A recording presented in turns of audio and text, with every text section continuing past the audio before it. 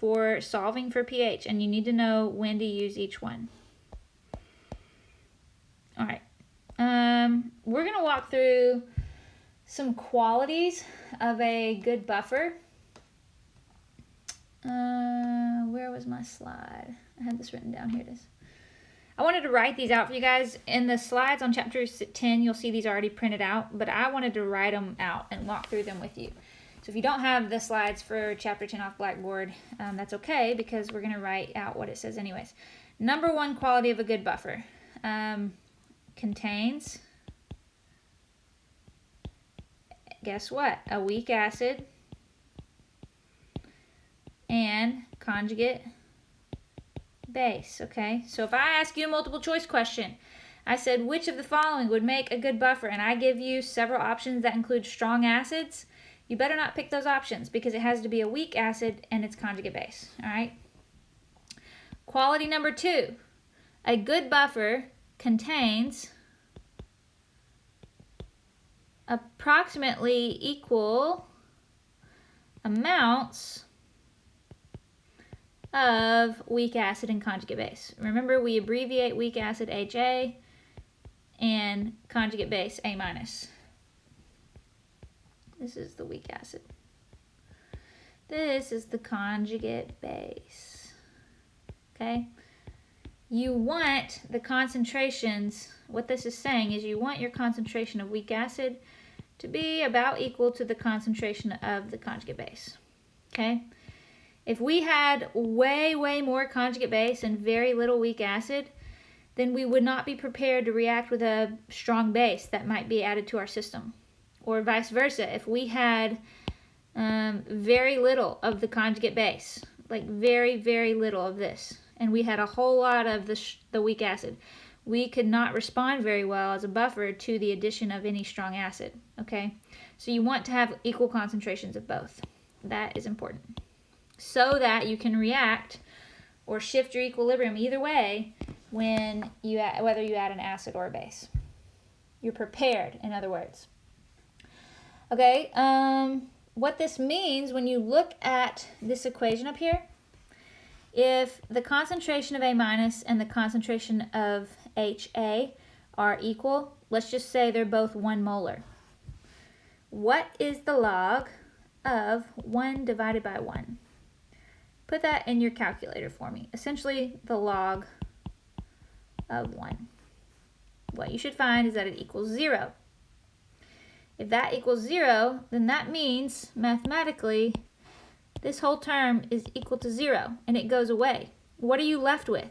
What you're left with is pH equals pKa. All right? If we have a weak acid, okay, HA, then we're going to have a Ka value. You could go to a table. I've shown you a table from previous videos of different Ka values for weak acids. Any weak acid has a Ka associated with it.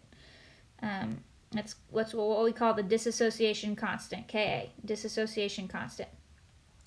And if our concentrations of HA and A minus are about equal, and we say they're equal and we plug them into the equation, what this means is that the buffer works best when the pKa, what is pKa?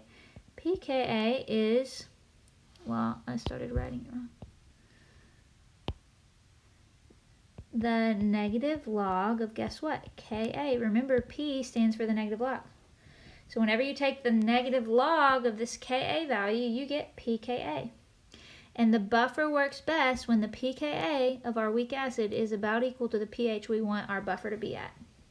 Usually when people make a buffer solution, if we're in like a laboratory research setting, they know what pH they need their buffer to be. And so they need to pick an acid, a weak acid, and its conjugate base pair that's going to give them a pKa value close to their pH. All right. Quality number 4, the last one. This is important. Quality of a good buffer is that the molar amounts,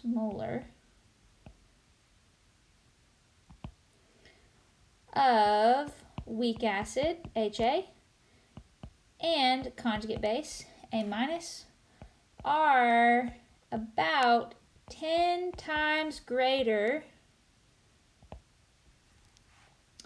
than the amount of acid or base that might, this is a long one, might be added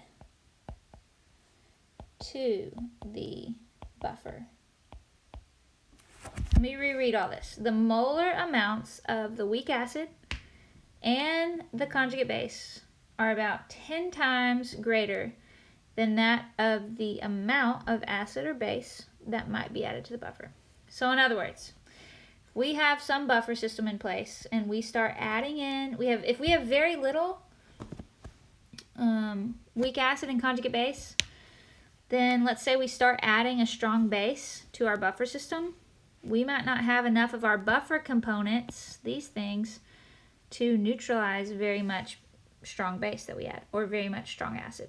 And eventually, if you add more acid or more strong base than you have of your buffer components, the weak acid and the conjugate base, then your buffer is going to break down.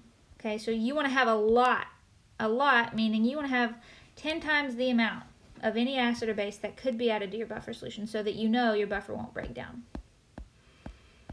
All right, now let's work some buffer problems. Let's look at this first one. Let's apply Henderson-Hasselbalch. This first one says you want to prepare a buffer solution with a pH of 5. Which acid and its conjugate base should we use? Okay, so you're given 4 options here: formic acid, acetic acid, propanoic acid, and ascorbic acid.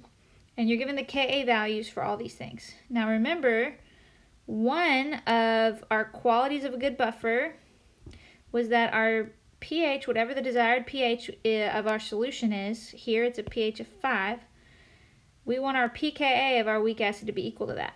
So we're given the Ka values. How do we get pKa? pKa equals the negative log of Ka.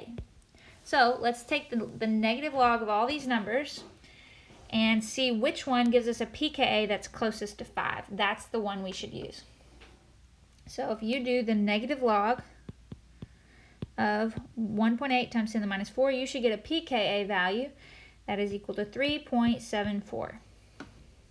Okay, it's close to 5. We'll see if it ends up being the closest. All right, next, acetic acid, we'll do the negative log of 1.8 times 10 to the minus 5. I'm just putting this in my calculator, and I got a pKa of 4.74. So that one's even closer to 5. So between the two so far, acetic acid is the best option. We'll see if it ends up being the closest.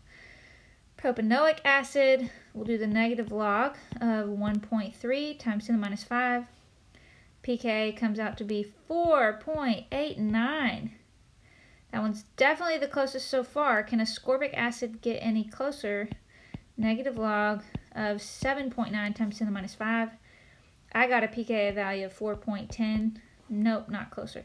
So the one that's the closest to 5, the weak acid we should use for our buffer and its conjugate base is propanoic acid.